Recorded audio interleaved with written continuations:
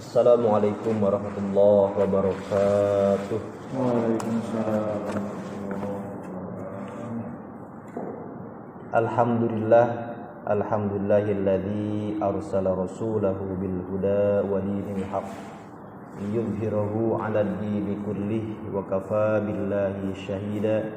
Asyhadu an la ilaha illallah wahdahu la syarika lah wa asyhadu anna sayyidana Muhammadan 'abduhu wa rasuluhu la nabiyya ba'dah. Allahumma salli wa sallim wa barik ala sayyidina Muhammad wa ala ali sayyidina Muhammad.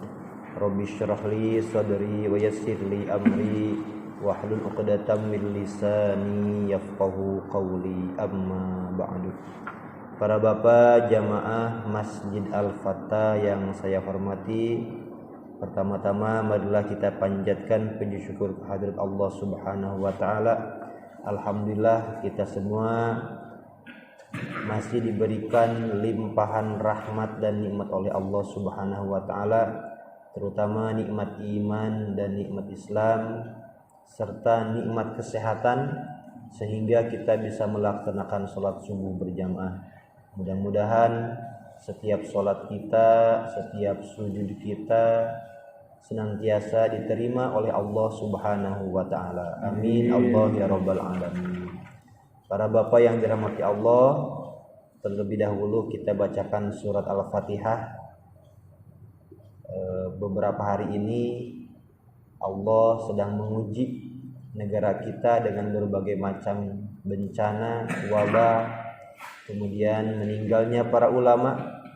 Mudah-mudahan kita semua bisa mengambil pelajaran dari ini semua, dan mudah-mudahan kita semua dijauhkan dari segala macam mara bahaya, baik itu wabah ataupun penyakit, dan kita semua beserta keluarga kita senantiasa diberikan kesehatan dan kelancaran dalam segala urusannya. Amin Allah ya rabbal alamin. Ala hadhihi niyyah wa ala kulli niyyatin sholihah. Al-Fatihah. A'udzu billahi minasy syaithanir rajim. Bismillahirrahmanirrahim. Alhamdulillahi rabbil alamin. Ar-Rahmanir Rahim. Maliki yaumiddin. Iyyaka na'budu wa iyyaka nasta'in. Ihdinas siratal mustaqim. Siratal ladzina an'amta 'alaihim ghairil maghdubi 'alaihim waladdallin.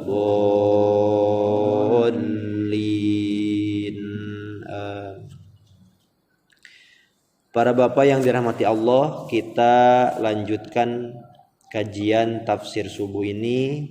Kita masuk di surat Al-Kautsar. Surat Al-Kautsar ini merupakan surat yang paling pendek. Yang paling pendek hanya 3 ayat ya. Ya, inna a'tayna kal kautsar. Terlebih dahulu kita tahsin dulu, kita baca secara berbarengan. Nanti saya baca terlebih dahulu, kemudian diikuti oleh bapak-bapak semua. A'udzu billahi minasy syaithanir rajim. Silakan. A'udzu billahi minasy syaithanir rajim. Bismillahirrahmanirrahim. Bismillahirrahmanirrahim. Inna a'tainakal kautsar. Inna a'tainakal kautsar. Di kata pertama ada inna, ada nun bertasdid. Harus menggunakan dengung, gunnah namanya. Inna a'tainakal kautsar. Inna a'tainakal kautsar. Inna a'tainakal kautsar.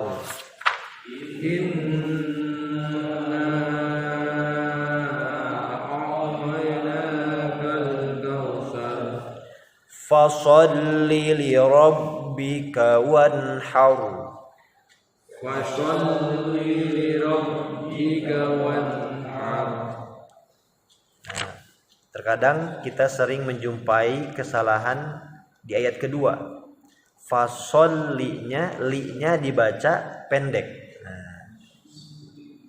Tidak boleh dibaca fasolli karena mengikuti nada sendiri dibaca panjang. Fasolli, nah itu salah. Jadi harus dibaca pendek karena tidak ada huruf mad. Terpenting di antara yang lainnya. Di ayat pertama Allah Subhanahu wa taala berfirman, Inna a'tainakal kautsar. Inna, sesungguhnya kami, a'tainaka, telah memberikan kami kepadamu. Kepadamu di sini kepada siapa? Kepada Nabi Muhammad. Secara khusus ayat ini turun kepada siapa? Nabi Muhammad. Al-Kautsar. Nah, nanti para bapak yang dirahmati Allah, Al-Kautsar itu ada 15 penafsiran. Kalau diterjemahkan apa Al-Kautsar itu artinya? Coba maaf Pak Agus. Nikmat yang banyak. Nikmat yang banyak. Ternyata kalau kita buka tafsir itu Al-Kautsar itu ada 15. Ada 15 kenikmatan yang besar yang diberikan kepada siapa? Nabi Muhammad sallallahu alaihi wasallam. Luar biasa. Yang 15 itu apa saja? Banyak sekali. Nanti kita sebutkan satu persatu. Nah, di kata pertama ada kata inna, mirip dengan surat Al-Qadr. Inna anzalnahu fi lailatul qadr. Nah, para bapak yang dirahmati Allah, rahasianya kalau ada kata inna yang artinya apa? Di terjemahan kami. Sesungguhnya kami. Kami itu berarti berapa orang, Pak? Kalau kami lebih dari satu kan? Ya kan? Padahal yang berfirman siapa di sini? Allah Subhanahu wa taala. Padahal Allah itu kan esa kan ya? Nah, maksudnya apa? Ada ahli tafsir yang menafsirkan kenapa Allah menggunakan kata inna, kami. Pertama, ada yang menafsirkan ketika Al-Quran menggunakan kata inna, baik inna a'toina atau inna anzalna, Allah melibatkan makhluk-makhluk yang lain. Melibatkan apa Pak? Makhluk-makhluk yang lain. Jadi Allah memberikan kenikmatan kepada Nabi Muhammad itu melalui apa? Makhluk-makhluk yang lain. Nabi Muhammad diberi wahyu Al-Quran lewat siapa Pak? Malaikat Jibril. Artinya tidak langsung dari Allah.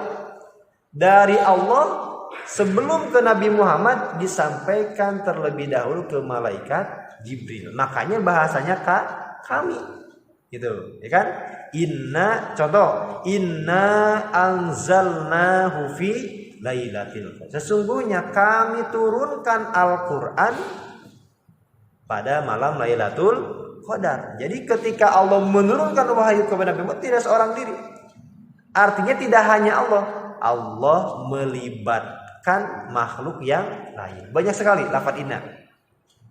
Jadi kalau Bapak menemukan kata inna, hamzah, nun bertasydid tambah alif, itu kalau disandarkan kepada Allah, itu rahasianya Allah melibatkan makhluk yang lain.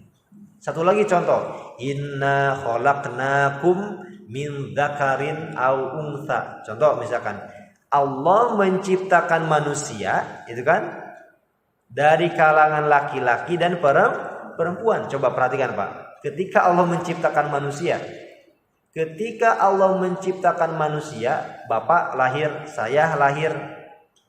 Siapa saja yang dilibatkan oleh Allah dalam proses penciptaan? Coba Pak, siapa aja Pak? Yang pertama siapa? Bapak dan ibu, itu kan?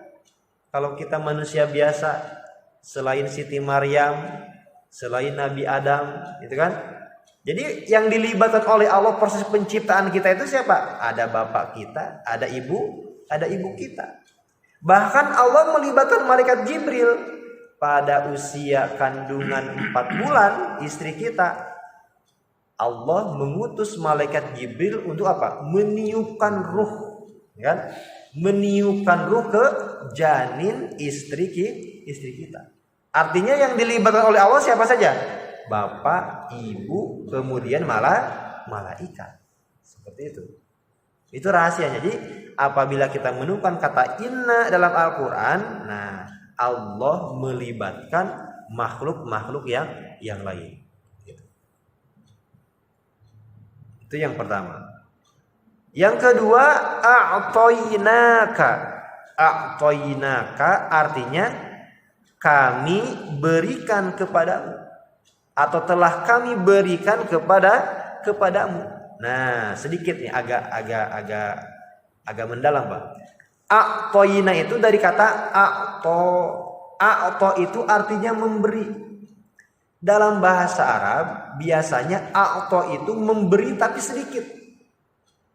Memberi tapi apa? Sedikit, atau nilainya dinilai kecil. Nah, ulangi lagi. Di sini yang memberikan kenikmatan siapa? Allah. Nah, para bapak yang dirahmati Allah, nikmat apa saja bentuknya, berapapun jumlahnya, sebanyak apapun kenikmatannya, kalau sudah disandarkan dan dikembalikan kepada Allah, nikmat itu tidak ada apa-apanya. Artinya di hadapan Allah nikmat itu ya kecil sekali. Kalau di hadapan siapa? Allah. Tapi ketika masuk ke dalam diri kita, itu kan nikmat yang menurut Allah kecil itu, ya Allah, banyak sekali kenikmatan. Bahkan di tafsir ini, di juz pertama itu, beliau coba, saya juga pas pertama kali buka tuh jilid pertama kaget. Beliau mengutip Galen itu kan di jilid pertama itu. Jadi Galen itu dimasukkan di tafsir ini. Menurut Galenus, dalam diri manusia itu ada sekitar 50.000 setiap partikel itu yang memiliki fungsi masing-masing. Mulai dari mata, di mata aja kan udah berapa unsur, Pak? Udah berapa partikel? Ada retina itu kan dan sebagainya, itu kan luar biasa. Baru mata, belum telinga, belum hidung, belum lidah, itu kan. Maka kata Galenus dikutip dalam tafsir ini ada 50.000 minimal, ada bukan minimal, maaf, yang baru ditemukan oleh manusia, itu sekitar 50.000 fungsi yang ada dalam diri manusia. Itu yang baru ditemukan. Belum lagi yang belum ditemukan. Seperti itu. Nah, artinya nikmat itu kalau sudah disandarkan dan dikembalikan kepada Allah itu kecil sekali. Emang benar. Namanya Allah itu kan pencipta nikmat, itu kan pemilik nikmat. Tapi kalau sudah dimiliki oleh kita, jangankan nikmat yang banyak, kita aja Pak dikasih sariawan, itu kan, dikasih sariawan yang tadinya semangat ingin makan sate, itu kan gulai dan sebagainya. Tapi kalau sudah dikasih apa? Dikasih ujian, sariawan saja hilang nikmatnya, itu kan? Nikmatnya hilang seperti itu. Contoh misalkan nikmat duduk, terkadang kita sering lupa Pak, termasuk saya pribadi gitu kan, astagfirullah. Nikmat duduk itu kan enak sekali. Coba kalau kita dikasih bisul di dubur kita, hilang nikmatnya. Artinya apa? Kalau sudah dimiliki oleh kita, ternyata setiap satu nikmat yang Allah berikan kepada kita itu manfaatnya luar biasa. Luar biasa manfaatnya kan. Masya Allah kan. Ya mohon maaf sebagai renungan saja. Orang yang sudah lanjut usia, mohon maaf yang 80, kemudian giginya sudah tidak ada, itu berarti nikmat bicara, nikmat apa? Nikmat makan sudah mulai diangkat oleh Allah. Nah, jadi di sini Allah menggunakan kata a'toinaka. A'to itu artinya memberi tapi sedikit. Karena karena ini disandarkan kepada Allah, maka nikmat-nikmat yang diberikan kepada Nabi Muhammad itu pada hakikatnya masih sedikit jika dibandingkan dengan nikmat-nikmat yang lain. Luar biasa itu kan. Nikmat Allah itu bumi belum matahari, belum bulan. Bumi saja perbandingannya dengan matahari itu, luas matahari itu 1,2 juta kali luas bumi. Coba, itu baru satu matahari. Belum planet-planet, belum sudah masuk galaksi itu, luar biasa. Jadi makanya bahasanya itu kan nikmat Allah tidak akan bisa dihitung. Sebenarnya nikmat yang paling tinggi derajatnya ternyata keimanan dan keislaman. Jadi nikmat yang paling berharga itu di dunia nikmat iman dan nikmat Islam. Karena kita kalaupun dipaksakan mau mencicipi semua nikmat Allah di dunia, tidak akan bisa. Usia kita tidak akan cukup. Coba dengan tanah aja dengan tanah itu yang kita pijak. Coba kira-kira usia kita bisa gak menjamah semua lapisan bumi itu kan? Nggak bisa. Yang pernah ke Irian Jaya, kira-kira kapan lagi ke Irian Jaya? Yang pernah umroh ke Mekah, kira-kira kita kapan lagi umroh itu kan? Di Mekah aja kita belum bisa belum bisa menelusuri semua tempat. Artinya ya usia kita tidak akan cukup untuk merasakan semua nikmat Allah. Kalau kita bingung memikirkan nikmat Allah, nggak usah bingung-bingung, gitu kan? Yang penting kita Yang terpenting punya iman dan Islam. Kalau punya iman dan Islam, meninggal masuk surga, nanti nikmat itu lebih besar lagi. Di mana? Di surga. Jadi sekali lagi a'toin itu artinya memberi tapi kecil kalau disandarkan kepada siapa? Kepada Allah. Maka salah satu isi kandungannya surat Al-Kautsar ini, apabila kita memberi kepada orang lain, anggap pemberian itu kecil. Jadi akhlaknya begitu. Kalau kita memberi bersedekah kepada orang lain, ikuti akhlak Allah. Bagaimana? Menganggap itu kecil. Jadi jangan akhirnya kan kalau merasa besar nanti merasa punya jasa, itu kan? Merasa ingin dibalas budi seperti itu. Maka kalau kita mau ngasih apa? Mau ngasih materi, mau ngasih ilmu, mau ngasih apapun bentuknya, anggap sesuatu yang kita beri itu adalah kecil. Tetapi kalau kita diberi oleh orang lain, misalkan diberi materi, diberi beras, diberi makanan apa saja, dikasih sama tetangga, maka kita nilai, kita anggap pemberian itu sangat luar biasa. Gitu. Jadi akhlaknya begitu. Akhlak Nabi Muhammad seperti itu. Kalau ngasih, beliau anggap sesuatu yang dikasih beliau tuh ini nggak apa-apa dibandingkan dengan kenikmatan dari siapa? Dari Allah. Tapi kalau kita diberi oleh orang lain, maka kita harus berterima kasih. Itu pelajaran penting di ayat pertama. Al-Kautsar, inna a'toinakal kautsar. Kalau Kautsar di sini banyak sekali tafsirnya, banyak sekali. Ada maknanya itu an-nahr. Nahr itu sungai. Jadi nanti Nabi Muhammad itu diberikan keistimewaan berbeda dengan nabi-nabi yang lain. Al-haud, an-nahr. Nahr itu sungai yang ada di surga. Dijelaskan oleh Nabi Muhammad, sungai tersebut putihnya lebih putih dari putih susu. Lebih putih dari sekedar putihnya susu. Itu airnya nanti itu. Kemudian manisnya lebih manis daripada madu. Coba bayangkan. Nanti sungai ini dimiliki oleh Nabi Muhammad, dan oleh Nabi Muhammad ya diberikan kepada umatnya. Yang mudah-mudahan nanti kita bareng-bareng mencicipi sungai yang dianugerahkan kepada siapa? Kepada Nabi Muhammad. Yang kedua an-nahar, al-haud. Al-haud itu semacam lembah, Pak. Bukan lembah, semacam danau. Nah, danau namanya al-kausar. Tetapi ini artinya apa? Ada berbagai macam pendapat. Tapi ada juga yang mengatakan berbagai macam pendapat ini artinya semuanya ini memang diberikan kepada siapa? Nabi Muhammad. Makanya kalau guru saya itu ketika menafsirkan Al-Kausar itu, jadi memang Nabi Muhammad itu diberi sungai dan juga diberi semacam danau. Nah, kalau yang danau ini nanti dicicipi oleh umat Nabi Muhammad sebelum kita masuk surga, Pak.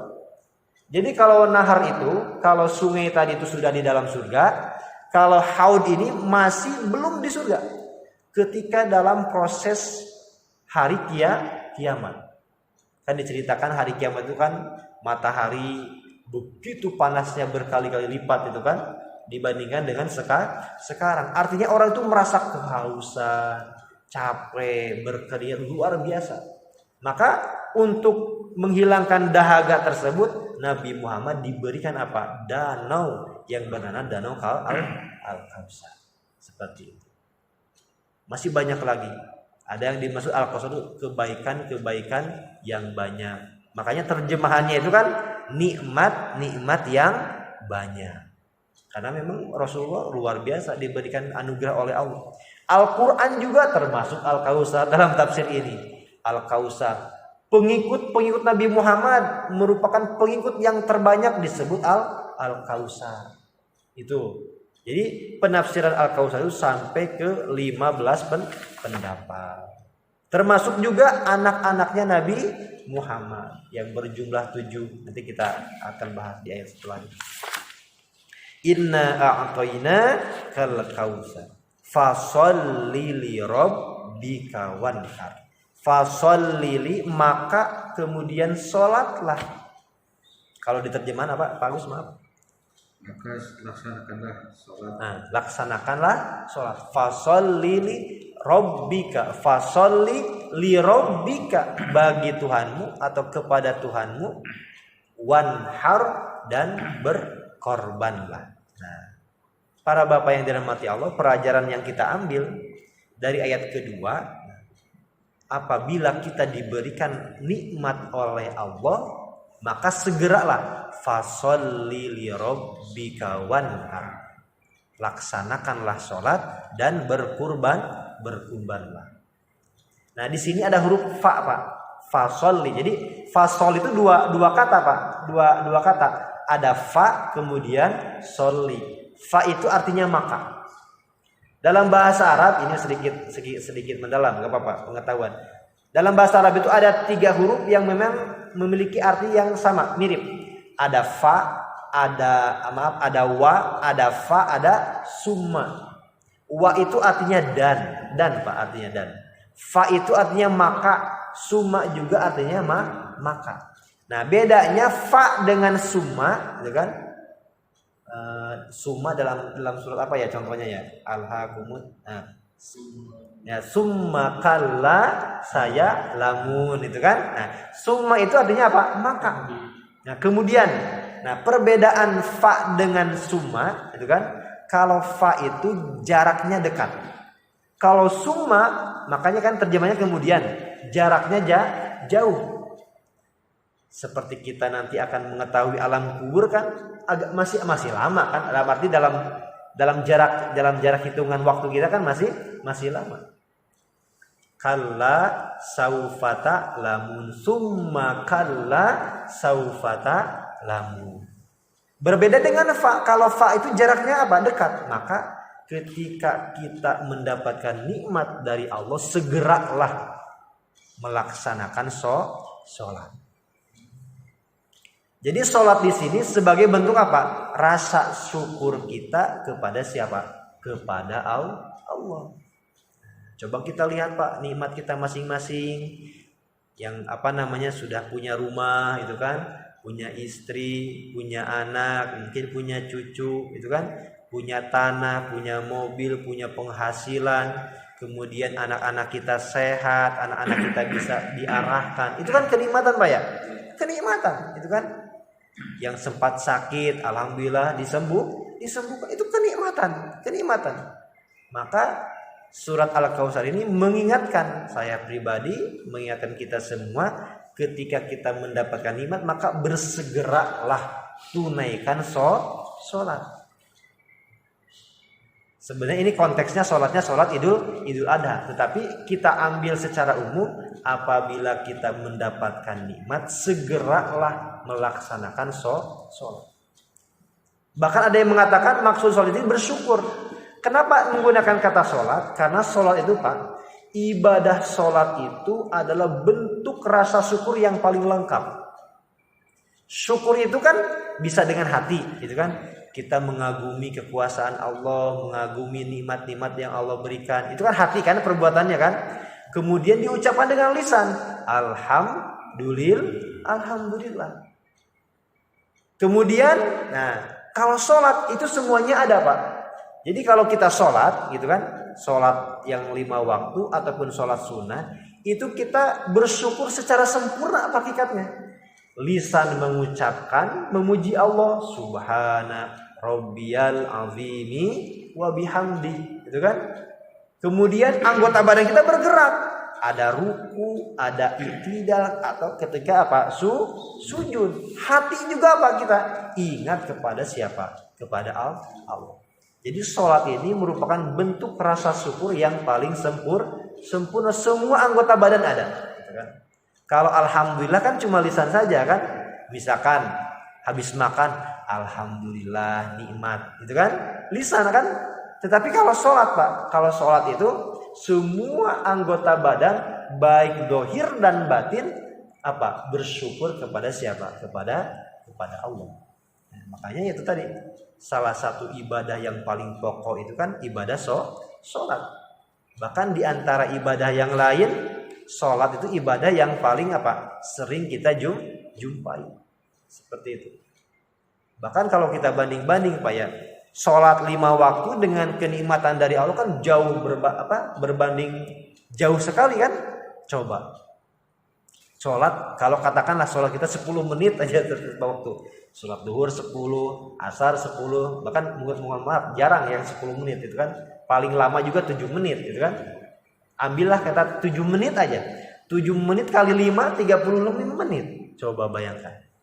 Kita sholat 35 menit. Sedangkan kita hidup 24 jam. Selama 24 jam ini kita menggunakan fasilitas dari siapa? Dari Allah. Itu kan maha rahmatnya Allah, maha rahimnya Allah begitu. Bahkan tidak pandang bulu Pak, mohon maaf. Orang yang sholat dengan orang yang tidak sholat sama-sama bisa bernafas kan? Coba bayangkan kalau Allah membatasi gitu kan, limited misalkan, nikmat-nikmatku bagi orang yang sholat. Coba bayangkan. Atau misalkan orang yang tidak sholat dibatasi nikmatnya. Kalau yang sholat 24 jam bisa menghirup udara. Kalau yang tidak sholat misalkan 10 jam, repot itu kan, bisa mati gitu kan.